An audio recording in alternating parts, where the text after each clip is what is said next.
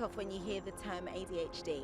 I believe it's people who have a lot of energy. I have it myself, so a lot of teachers, they'd say, oh, it's hard to teach someone with ADHD because they can't concentrate. Basically is an attention-seeking disorder where you can't focus long times, or you kind of have a child way about you.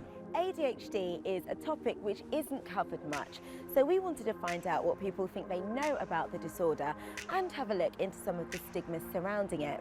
What do you think when people describe having ADHD as suffering from ADHD? Suffering for me is of something that is detrimental to your health or something that you are getting a lot of pain from. To me, you have ADHD, you live with it. The hardest thing for me is knowing that it's, the majority of the time, it's genetic. Dylan actually got his diagnosis before me. So Dylan was 6 when he had his official diagnosis. I noticed there was something with Dylan around the age of 18 months. Without him, I still wouldn't have my diagnosis. I think I would still be struggling or not have answers to certain behaviours. To get some expert knowledge on ADHD, I've come to speak to Dr. Becky Spelman. Becky, tell me, what are some of the causes to ADHD? Well, we don't really know what causes ADHD, but some of the signs and symptoms are when people have difficulty paying attention, particularly when they're not so interested in the topic. Some other things that people are affected by are hating mornings and being really sluggish in the morning, and their brains are more switched on at night time. Also lateness. If anyone is spotting any of those signs, I would say go for an assessment and get that official diagnosis.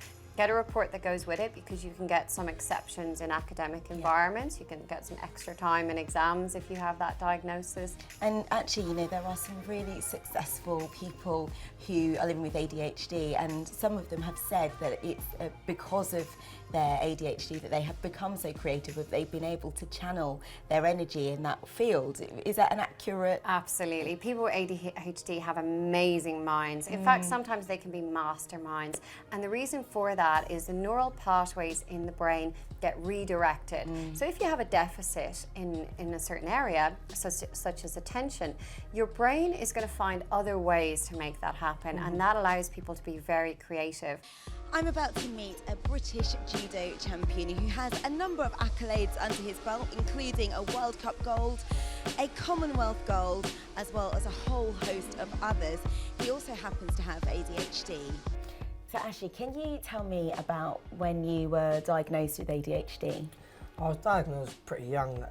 I went to Colin Gardens to be diagnosed. I was in school, in and out of school. My mum didn't really know what was up with me. She thought I was just a pretty hyperactive kid on Coca-Cola, but I certainly wasn't. You know, would you say that actually some of the success in your career, has it been sort of stifled or enabled by your experiences? I definitely would say my ADHD has brought me, should I say, to cameras or to programs. Obviously the Bad Boy Olympian, Olympic Dreams, the Celebrity Big Brother. Yeah. I wouldn't have had that if I don't think I had ADHD. You know, I wouldn't have been the character I am, I think, would I say.